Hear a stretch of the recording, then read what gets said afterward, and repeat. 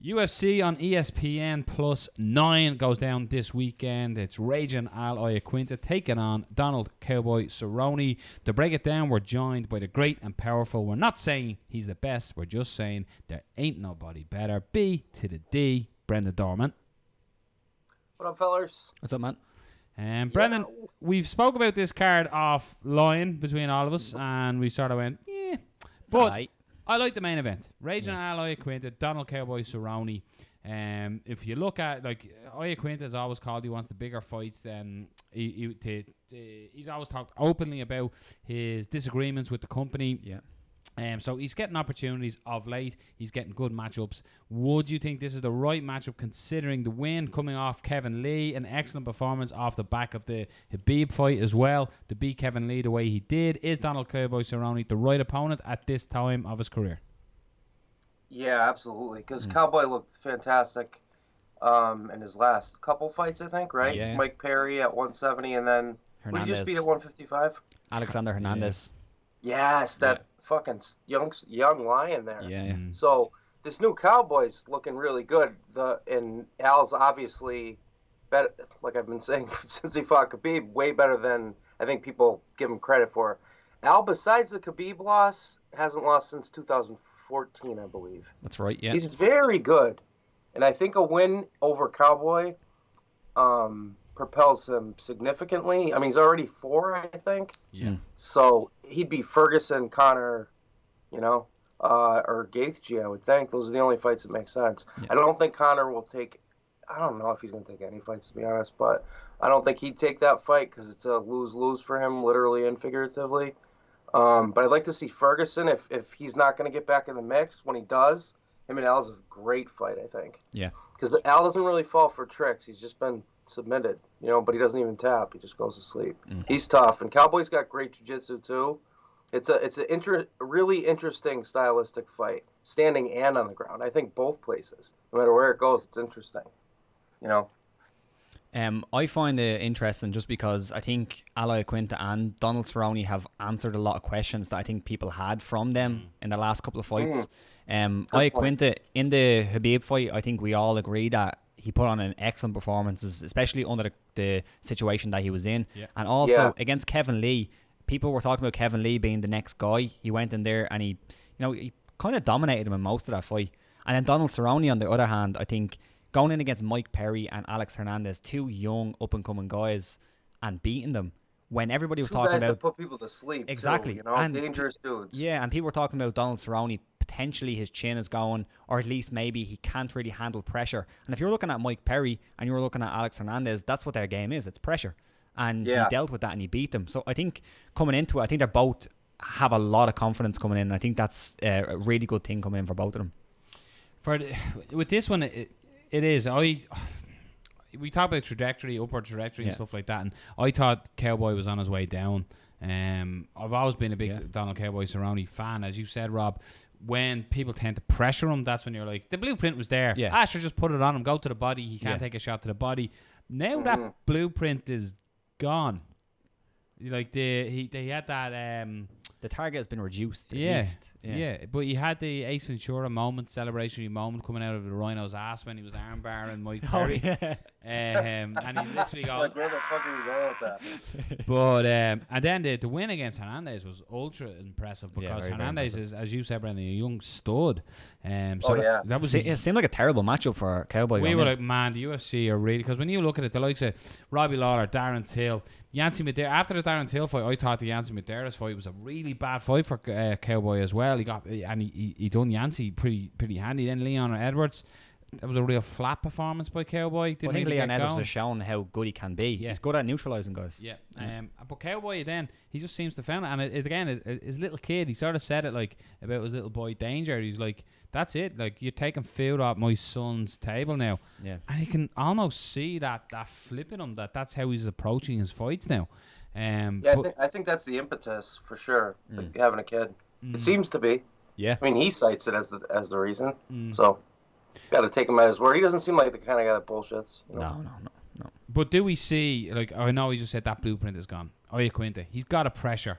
Cowboy and put it on him, hasn't he? Right from the first bell. Can't allow Cowboy to set the tempo and sort of do his get settled into that sort of Thai style lead leg attacks. He can't allow that to happen or he'll chew him up. So what's the game plan here? If you were cornering Raging Al, what advice are you giving him into this one, Brendan? Strike naturally and calmly, and if you hurt him, put it on him hard. Because he throws strikes. I watched him versus Masvidal today, Diego Sanchez. I've seen the Khabib fight 100 times. I have it like memorized, so I didn't watch that. And I watched one more too. Oh, the Kevin Lee one again.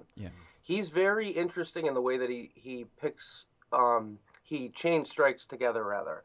So he's almost like unorthodox, whereas Cowboy's like super orthodox as a striker.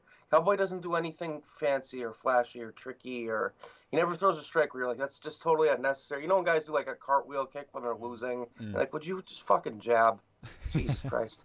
Like, he's the opposite of that. He's very fundamental Muay Thai, straight punches, hooks, low kicks, and obviously some of the best head kicks of all time, right? Because they're so accurate, and he sets them up nice. They're both dangerous to knock the other out. If Cowboy's still weak to the body, which seemed to be a trait that you couldn't shake to me, right? Because it's a nerve thing. It's like when you get hit in the body and it does damage like it did to Cowboys against RDA, right? And it was immediate. And that's not the only example, but that one was really fast. It's because, you know, all those giant organs like your liver, your kidneys, everything else, they're just bunches and bundles of nerves.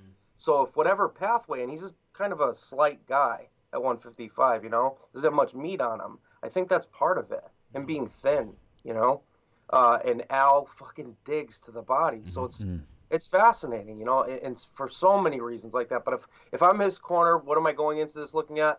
Defensive jiu-jitsu and wrestling, maybe not so much offensive, but he can do that already. But I'd say keep it standing, trust your power, but don't abuse your power, because you'd hate to see him blow his nuts. A 5-rounder, you know. And it may go the 5. You know, I could see it ending in 1 too. It's just a chess match of a fight. Same question to you, I suppose, Rob. When you look at if you were in Cerrone's corner, I'll put it this way. Considering you looked at the takedown defense of Raging Al against Khabib and against Kevin Lee, what are you telling Donald Cowboy Cerrone coming in? It's tough one, because like if you look at Iaquinta's recent resume, like it is impressive, but you have 3 fights since 2017, and then before that it was 2015. He had a huge layoff. But you got to remember, he sold a shitload of property. He did. He sure did. But like when you look at, say, the takedown defense in Khabib, and Brendan covered this, I thought, very well in his breakdowns of Khabib and kind of around these fights, was that it kind of didn't allow him to strike as much as he probably would have liked it, because he was probably thinking so much about that takedown defense that it was it was all takedown defense. His hands were low. He couldn't really. It was basically it was that stereotypical. The wrestler thing. As if they were in a legit like freestyle wrestling match. Exactly. You know? He was in the squat. You know, like you can't create much offense from that. So, and then Kevin Lee I thought was really impressive, because he showed good takedown defense when he needed to, but it was all striking. So, I don't know. I think if you're looking at Cerrone coming in here, similar to what Brendan said, I think do what Cerrone does well. Try fight out range. Try get Al Iaquinta to fight in front of him and not back up. I think Cowboy needs to be on the front foot to win this one. Like I don't think he fights as well on the back foot. He needs to mix his combinations up. I can see him landing shots on the back foot. I can see him trying to chew up the leg and then go high. The switch, as you alluded to, Brendan. Exquisite head kick finishes throughout his career, Donald Cowboy Cerrone. So I think that's the way he beats him for Iaquinta. And I know it's such a simple sort of, this is how he wins the fight, is being on the front foot. But that's kind of it. Like, as in, if he does, as you just said, as I was talking about, Cowboy doesn't really land very success or with any significant power, while backtracking or up against the cage. So I think for Iaquinta to get him up, beat him up against the cage and mix in takedowns, get him down. I'd be interested to see what the submission game looks like as well, if it does hit the floor, because Cerrone's known for kind of catching submissions rather than setting them up that much. Like, if that makes sense, he catches them in transition. Exactly. And that's what Al Iaquinta in that one loss to Mitch Mitch Clark a long time ago, so you can't really talk about that. But that was kind of what that was. It was a transitional submission. Where he went to sleep on? Huh? That's the one where he went the to darts. sleep? Yeah, the darts, yeah. Yeah. Oh, yeah. Yeah.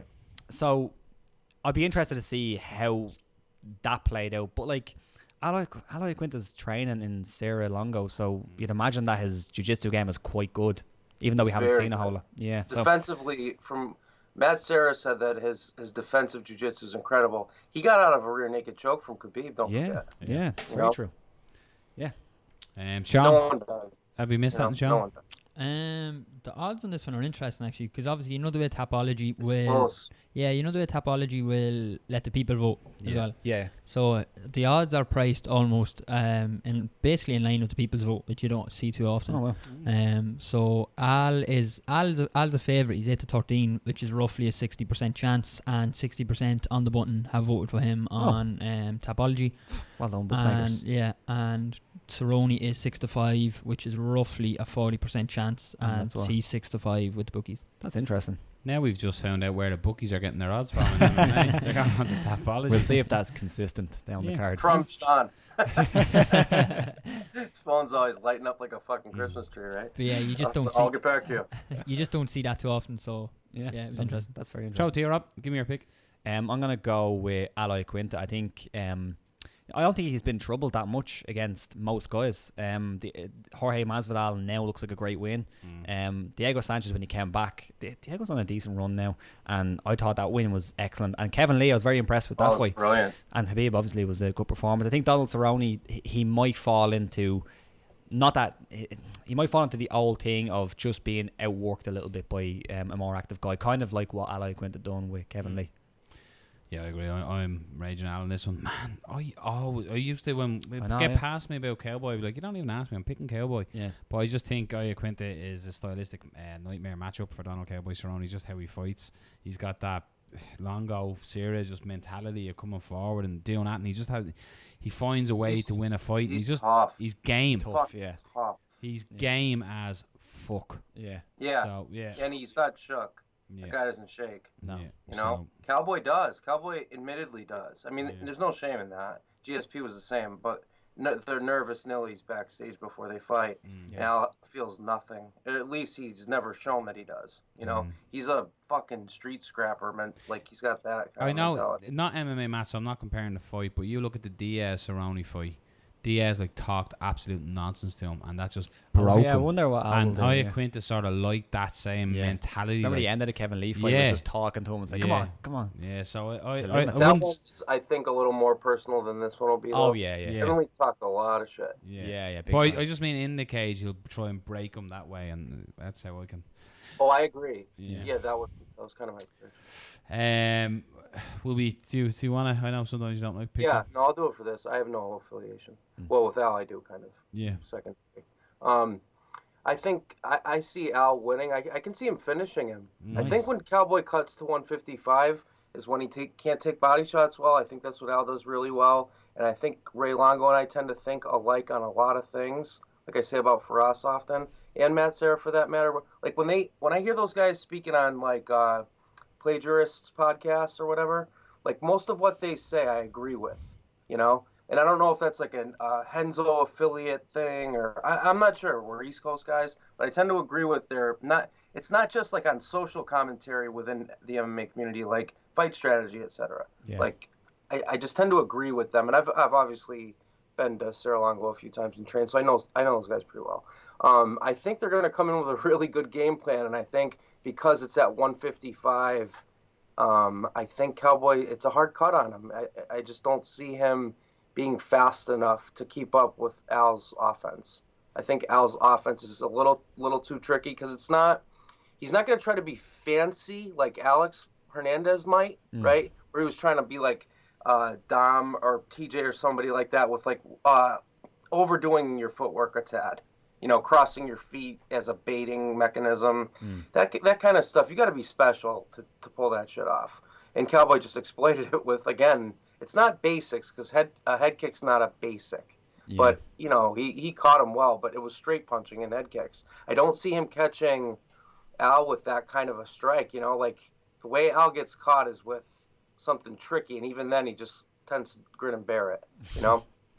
If Cowboy wins, I think it'll probably be, as you said, or Rob, I think you alluded to Cowboy's submissions within transitions. Yeah. Right. I could see that maybe happening, but you got to put him to sleep because that guy won't tap. Yeah. But I'm taking. I'll take Al in the third via TKO. Look for body shots. That's what Brandon's saying. Yeah, Look for body shots. shot for sure. Sweet. Coming event, Derek Brunson takes on Elias Theodorou. If I'm honest, surprised in the slot that this is in. Yeah. Derek Brunson probably fighting for his UFC career. Maybe. Coming off 2-fight loss streak. Elias is on a 3-fight win streak. But yeah, this when I clicked open the card, I went, this is a strange fight. Yeah. And it's not too often you say that, but for 185, this is a strange fight. Mm. And by that I mean the styles of both fighters. It seems like it could get messy or something. It could get not sloppy. Sloppy might not be the right word, but like messy. I think it's the perfect word. It could be just like an ugly fucking blah fight. Yeah, I think you're right. I think they Watch both fight. They both fight very strangely. They come very out strangely. Like Lomachenko moving around and shit. Yeah. What do I know about fighting? Yeah, it's gonna be an amazing fight. But yeah, I just think they fight very strangely, and I think that makes it very difficult to make a pick on. Derek Brunson is obviously an excellent wrestler, but I don't see his entries into his wrestling is it leaves much to be desired. I think he hands bends down. at the waist, not at the knees when he goes for takedowns. It's fucking bizarre. Yeah, Elias Theodorou has good grappling, but again, I don't think he's no ninja. Yeah, I don't think he's taken that. So I think it's going to be a weird striking fight that Elias Theodorou can use his head kicks, his range to get a decision. But I don't know. Yeah, like the decision is the Elias Theodorou special. Like he's goofy as whenever he's lost, whenever Theodorou has lost, it's by decision. This is going to be an amazing fight. And 9 times out of his wins, he's won by decision. So this is one that if it goes, if you're feeling a little tired here in Ireland, go stick the kettle on because the fight's still going to go on by the time the kettle's boiled and done. Although Brunson packs a little bit of heat in his punches. Yeah, and his chin is up fucking looking at the clock constantly all day. The whole fight. How long's left in this round?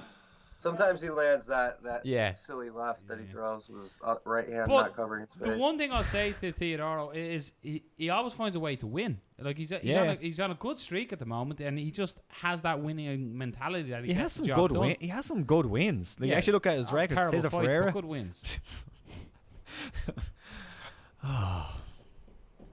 Yeah, I'm just gonna shut the fuck up on this. Who have you got? I'm gonna go with Elias Theodorou. I just his magnificent hair. He does have magnificent hair. He's a ring boy. But no, he just has that way of winning fights. Yeah. Be it if it's grappling or striking, like as in both of them tend to fight with their chin way up in the air as well. Both of them get hit from that. So I think if it goes the distance, switch a good chance it will with Theodorou's fights. If it goes the distance, I see Theodorou getting the nod. If there's a stoppage, it's Brunson. But yeah, Theodorou decision. Is there anything interesting you found in this one? Yeah, there is. So Elias Theodorou has been on the cover of Harlequin romance novels 11 times. What's that? He has, I don't know. He has a shampoo sponsorship with Pert Plus and has appeared in movies and on TV. And the headline of that article is the main event, but main is spelled M-A-N-E. Yeah. Wow. So does that change your opinion of the fight, Brendan? In that case. I'm all in. With no dandruff, how can he lose? What's the odds? Who gives a shit? Brandon, shut up. What's the odds? No, I mean I'm not you shut. I'm just saying like that has no. It does. It does. It pays the bills. It's the key to the fight, really. Yeah. Derek Brunson 8-11, Elias Theodorou even money. That makes sense. Bookies are on. Yeah.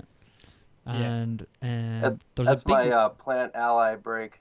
Brunson has a 6-inch reach advantage as well, which is interesting because they're basically the same height. Yeah, they look very, very similar. I'm going to take Brunson with landing his ugly left hand.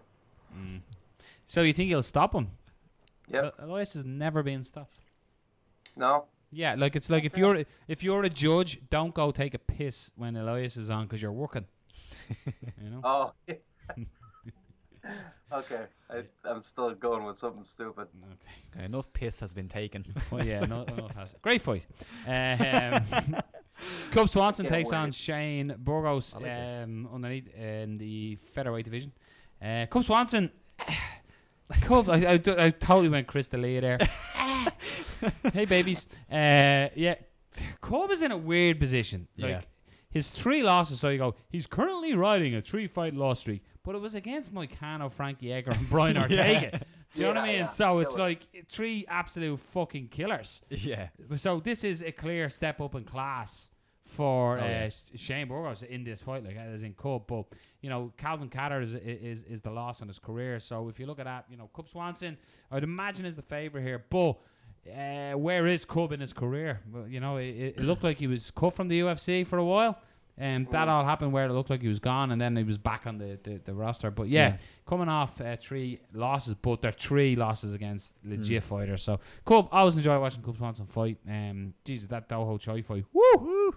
But that's one of the best ever. Yeah, that's one especially kind of mid card fight too.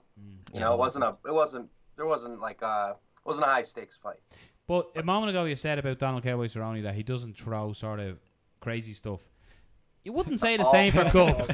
Throw crazy stuff. Yeah, but Cub sets it up nicely. Talk to what do you expect, or what's your thoughts coming into this one that you think you're going to see from Cub, and where is Can he? I ask a question? Career? Can I ask a question really quick? Because this relates to it. This relates to kind of your question. I remember the question. Yeah, yes. But this relates to it because this was something that I was thinking about, and something that people are always talking about.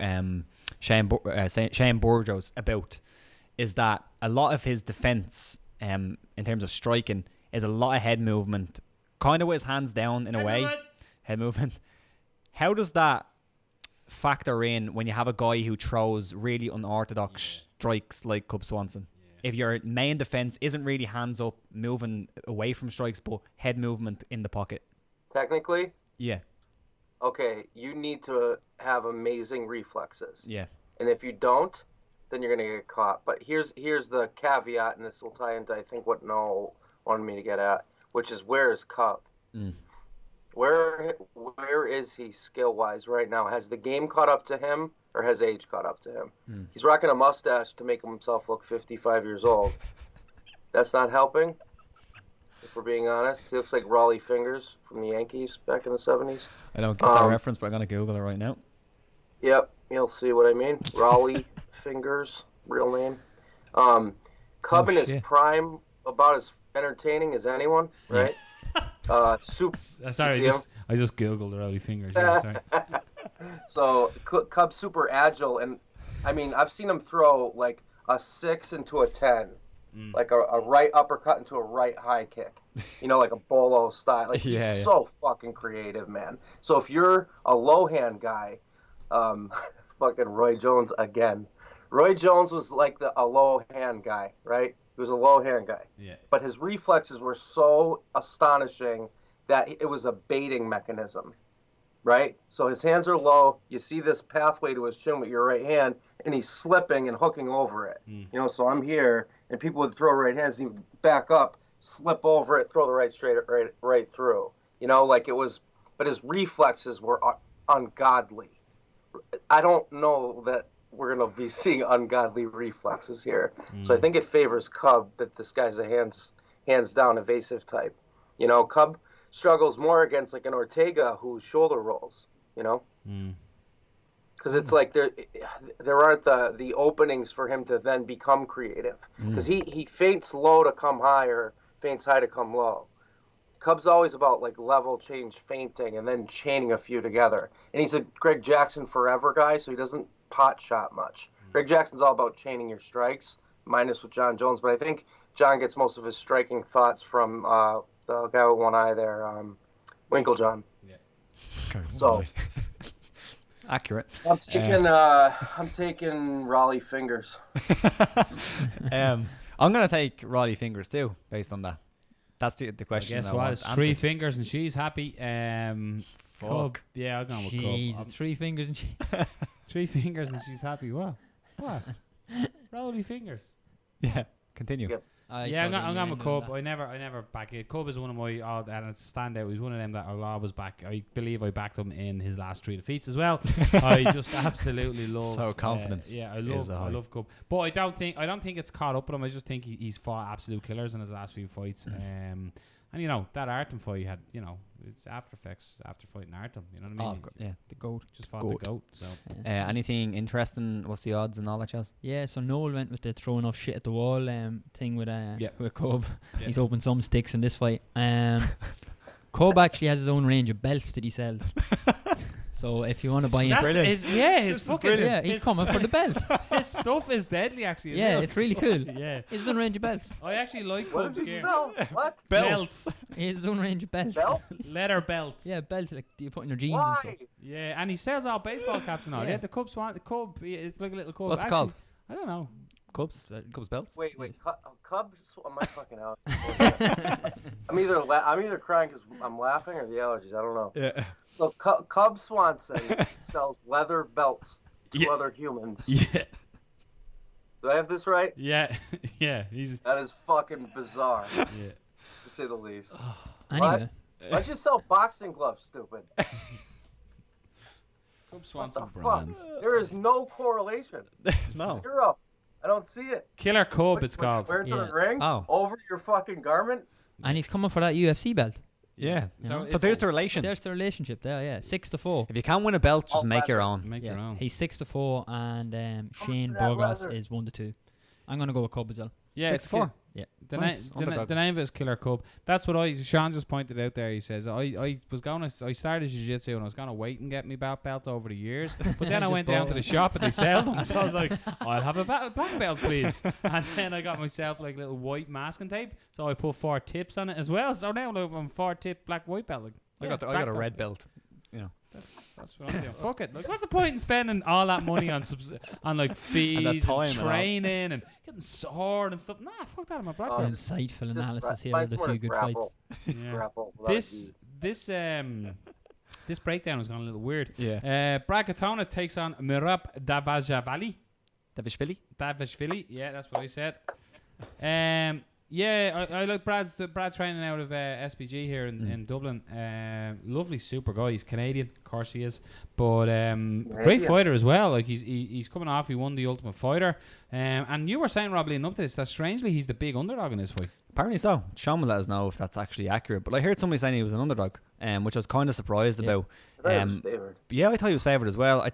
I guess what the problem here is that he's been taken down a few times in his last couple of UFC fights, and Dvalishvili is a wrestler by trade, I guess. So that's probably where it comes from. But I like Brad Katona here. I think he's really, really good everywhere. I think he's good everywhere. And even if he gets taken down, his guard is pretty good. He can get back to his feet. I see him win this fight. Yeah. Give us a line there, young Sean. Yeah. The line is, I can't get the actual, our fractional odds, but they're on Tapology, so we're going American for this one. Okay. Katona is plus 120. Ooh. Is that around 6-5, Brendan? Is that right? He's plus 120. Plus 120, yeah. That's like a barely underdog. Okay. And then Dvalishvili Yeah. is minus 150. Oh, so that's kind of a pick. That's a barely favorite. Yeah. We still do underdog. The way you were saying But to me, I was maybe like, let's moved. go out and back Katona. Like, Yeah. stick the mortgage on him. I think what Rob's point was, what's interesting Yeah, here here is we go. the fight predictions from the Tapology community. 80% have voted for Katona and 20 for Dvalishvili. Even though it's a pick 'em with the bookmakers. The bookies have it Yeah. to pick 'em. But yeah. And that's from 440 But votes as well. that's all, folks. Do you think that is more so That's good. because people know Katona after Maybe. coming through the Ultimate Fighter? Maybe. Yeah, I mean, if odds are what they say they are, Yeah. they say they make odds dependent upon where the action's The going. money's gone. Yeah, Yeah, yeah. the money. Yeah, I doubt there's too much action going on this fight, though, to be fair. Like, I like both. I like Brad Katona, but I doubt, like, Billions. this guy is Billions. throwing down fucking yeah. books on this fight. Yeah. Anyway, what's your pick? I'm gonna go with Brad Katona because he's eventually gonna come in the show, I'm sure, and he's a lovely guy. And his missus is fighting at Cage Legacy. That'll be Katie Saul. Yeah, Katie Saul. I'll be announcing Canadian her there for a commentating second. her. Very good. I'm going with Brad Katona on this one. Sure. Yeah. Brendan's Go really ahead and put interested in Brendan. this one. Sweet. Does Brad Katona sell belts? No. No. Okay.